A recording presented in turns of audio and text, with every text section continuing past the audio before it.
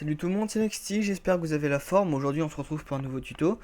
On va créer un petit cadre pour les live streams par exemple, ou pour tout simplement une vidéo. Donc voilà, je fais ça parce que il y a de plus en plus de streams sur internet, donc des gens qui font des gameplays en live. Et la plupart ont des cadres qui donnent des informations sur les live streams. Parfois on met des liens pour notre Twitter, etc. Donc c'est ça qu'on va faire sur Photoshop.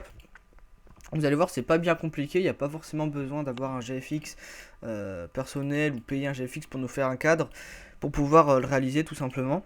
Donc avec les techniques que je vais vous donner, vous allez pouvoir aussi faire par exemple, comment dire, je vais vous montrer, par exemple sur mes speed art, on peut faire une petite banderole, une petite bannière en dessous où va y avoir toutes les informations. Donc là vous voyez les informations nécessaires. Donc c'est pas ça qu'on va apprendre à faire, mais avec ce que je vais vous montrer, vous saurez le faire tout simplement.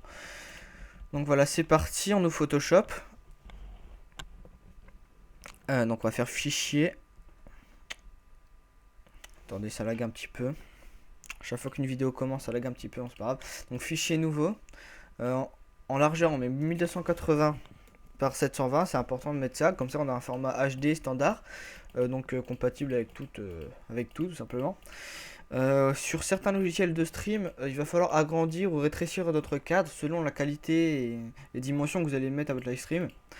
Donc la plupart du temps, de toute façon, c'est du 720p. Donc si c'est du 720p, vous n'aurez pas modifié. Si c'est du 1080p ou un peu moins, eh bien, va falloir tout simplement régler la taille. Mais bon, ce sera toujours de la bonne qualité. Donc une fois qu'on a créé donc 1980 par 720 pixels, bien sûr, on fait OK. Donc voilà, je vais enlever ça parce que ça me gêne, voilà. Pour voir un peu plus, je prends la loupe et je fais adapter à l'écran, voilà, comme ça c'est un petit peu mieux. Et pour me faire un meilleur aperçu, je vais aller chercher un gameplay sur internet, une image d'un gameplay, parce qu'on va faire quelques petits effets de transparence. Alors pour voir un peu mieux, eh bien je vais mettre comme une image de gameplay pour voir ce que ça rendra, parce qu'avec du blanc et transparence, on les voit pas, hein, tout simplement. Donc voilà, je vous conseille de faire ça aussi si vous voulez voir un rendu avant de vraiment juger de votre travail. Donc voilà, on a le début. On va commencer tout simplement à tracer. Donc pour cela, on va directement créer un nouveau calque. Les formes qu'on va créer, c'est soit avec cet outil-là, donc l'outil des formes, donc avec rectangle, arrondi, etc. Ou avec l'outil plume si on veut des formes arrondies. Quand c'est avec l'outil plume, on est obligé de créer un nouveau calque avant. Donc là, je vais commencer avec l'outil plume.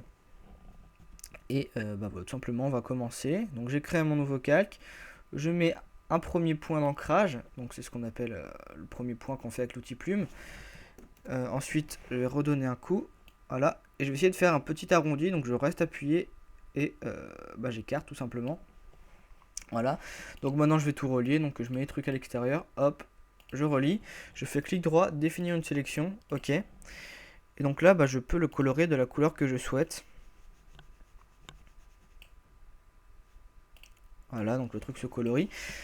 Je fais, une fois que tout est colorié, je fais CTRL D pour désélectionner le calque. Donc là, la couleur, c'est vraiment une couleur de base. Je peux la changer si je veux. Donc je double-clique pour ouvrir la fenêtre des styles de calque. Et je vais mettre une autre couleur. Je vais par exemple mettre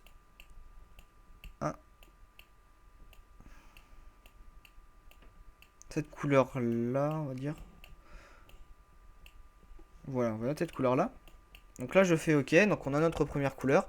Je vais faire clic droit, convertir en objet dynamique pour pouvoir remodifier après. Donc je double-clique, je mets une incrustation en dégradé légère, comme j'aime bien faire. Après qu'est-ce que je peux faire d'autre? Je peux mettre une ombre interne, une faible opacité encore. Et voilà. Maintenant ce qu'on va faire c'est que on va se placer en dessous de ce calque là. Et avec l'outil rectangle, donc l'outil rectangle je vais le mettre de cette couleur là à peu près. Donc je vais mettre de la couleur rouge et je vais baisser l'opacité. Et je vais faire comme ceci. Voilà, donc je sais pas si vous voyez à peu près. Donc là vous voyez ça donne un petit effet sympa. Si je baisse l'opacité, voilà, personnellement je trouve que ça rend pas trop mal. Alors là c'est un petit peu gros, donc pour tout changer, je clique sur un calque. j'appuie sur CTRL et je clique sur l'autre, comme ça les deux sont sélectionnés, je fais CTRL T pour modifier, et voilà. Donc là, on a le début de notre cadre, tout simplement. Ce que je peux faire, c'est avec ce calque là, le calque, je sais pas comment dire, un turquoise très foncé, on va dire. Je mets une ombre portée, j'augmente la taille, comme ça me fait une petite ombre sur le petit bandeau transparent rouge.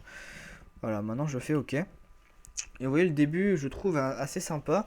Ce qu'on peut faire, c'est ici, par exemple, mettre notre logo, parce que c'est là où il y a le plus de place.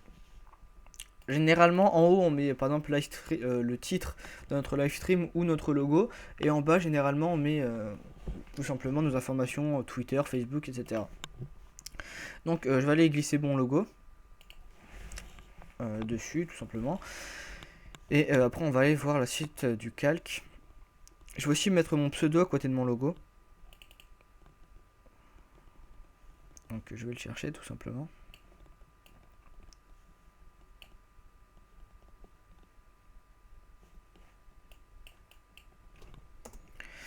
Voilà.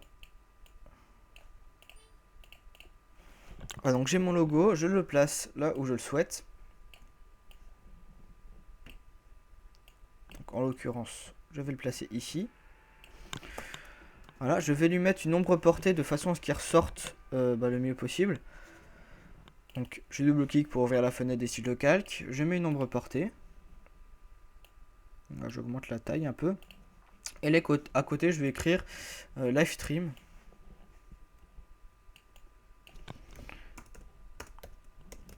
Live stream. Donc la police, si vous voulez, c'est code light.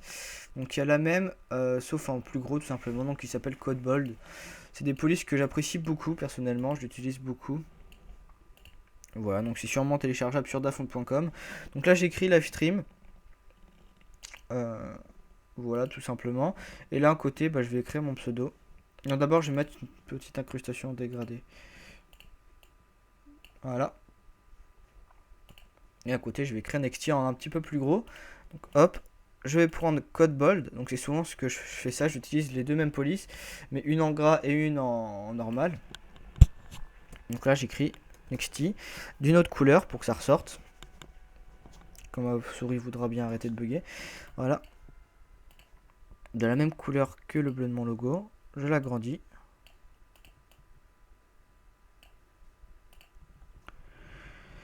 Et voilà, donc là, je vais encore mettre un petit effet d'une incrustation dégradée légère.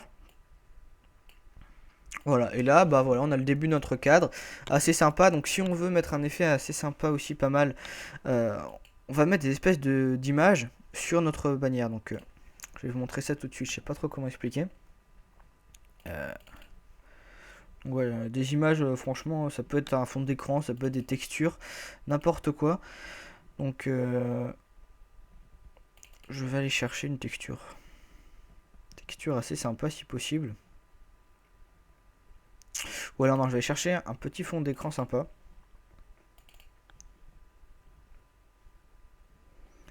Donc là vraiment, là vous n'êtes pas obligé, c'est juste pour donner un petit effet. Voilà, une petite image en fond qu'on ne verrait pas trop, mais qui rendrait pas mal. Donc voilà, donc pour cela, je le place par-dessus ma première couche de bannière de stream. Voilà, donc je fais clic droit, créer un masque d'écrêtage. Donc faut bien que je l'ai placé par-dessus, hein, bien sûr. Et donc voilà, donc là ça donne déjà, je trouve, un effet assez sympa. Maintenant je vais baisser l'opacité pour quand même conserver la couleur de base. Et donc voilà, moi je trouve ça vachement joli. Après, libre à vous de penser ce que vous voulez. J'aime beaucoup mettre un fond d'écran sur ça. Enfin bref, on a la première partie. Maintenant, on va faire la deuxième partie tout simplement. Donc avec les informations Twitter, etc. Ce qu'on peut faire, si vous avez la flemme de tout recréer, donc faire un truc différent de cette bannière-là, on va sélectionner ce qu'on a fait, donc les banderoles. Donc comme je vous expliquais, on clique sur un, on appuie sur CTRL, on appuie sur l'autre, on refait CTRL, on appuie sur l'autre. On va faire clic droit, dupliquer les calques, ok. Et donc là, tout c'est sélectionné, donc on va faire clic droit, convertir en objet dynamique. Et si on fait CTRL T et qu'on bouge, on peut remarquer que le calque s'est tout simplement dupliqué comme il fallait. Donc ce que je peux faire, c'est faire clic droit, symétrie, axe vertical, et le truc se met à l'envers. Ce qui nous crée une espèce de symétrie assez sympathique. Donc là, je vais faire CTRL T, clic droit, symétrie, axe horizontal encore, pour qu'il y ait encore une meilleure symétrie, je trouve.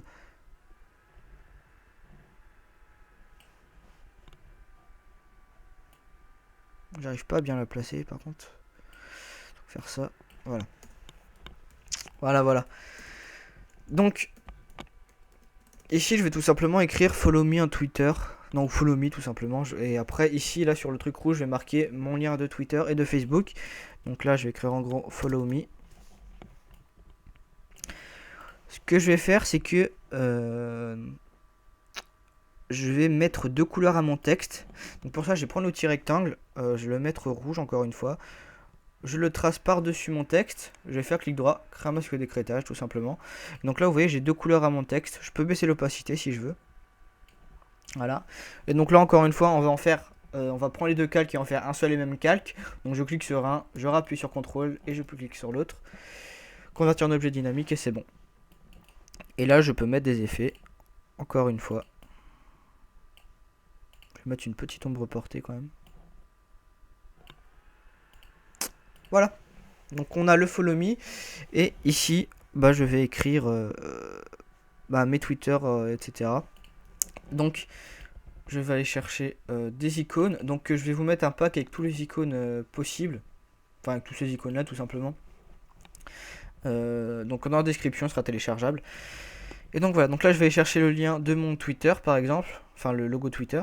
Donc Twitter Bird. Voilà, donc là vous voyez il est directement en dégradé. Donc si vous ne le voulez pas comme ça tout simplement, vous allez double-cliquer dessus, ouvrir la fenêtre des styles de calque, incrustation couleur. Vous allez mettre la couleur que vous souhaitez tout simplement. Donc je vais mettre un...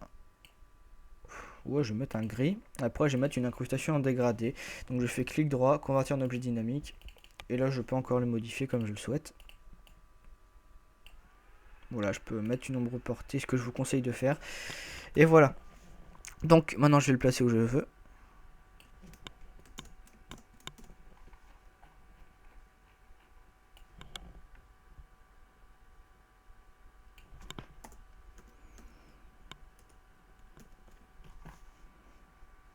Je vais mettre plus là parce qu'il y a un peu plus de place.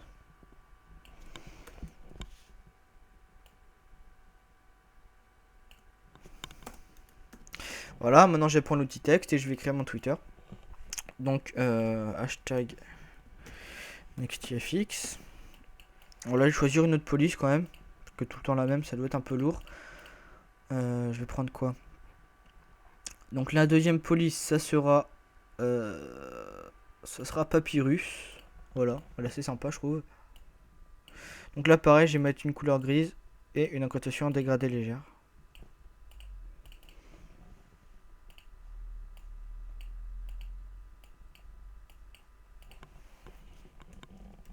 Voilà, donc à côté je peux mettre par exemple mon Skype, si vous le souhaitez. Donc déjà je vais décaler ça.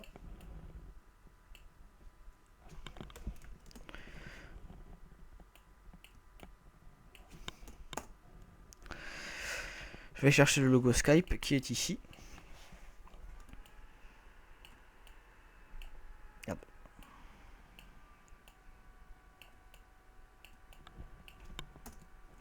Voilà, donc encore une fois, hop, incrustation couleur, je mets du gris. Donc là vous voyez en fait ça revient un peu à la même chose de ce qu'il y avait à la base. Mais le dégradé est un peu moins conséquent, ce qui fait que ça rend un peu mieux je trouve. Donc hop, incrustation dégradée. Et là donc je vais dupliquer mon texte pour avoir exactement le même texte, mais avec des écritures, enfin avec ce qu'il y a d'écrit différent tout simplement. Donc la même police, les mêmes styles de calque, avec écrit autre chose. Donc mon Skype c'est ça. Voilà. Donc voilà, je sais pas trop quoi rajouter en fait. Voilà. Après, non, franchement, je vois pas trop quoi rajouter. Si vous le souhaitez, vous pouvez mettre des petits effets de lumière. Donc avec des optical flares, si vous en avez dans votre pack. Donc voilà, donc si on veut, je vais chercher ça. Et souvent on place ça tout en bas, on le met en superposition.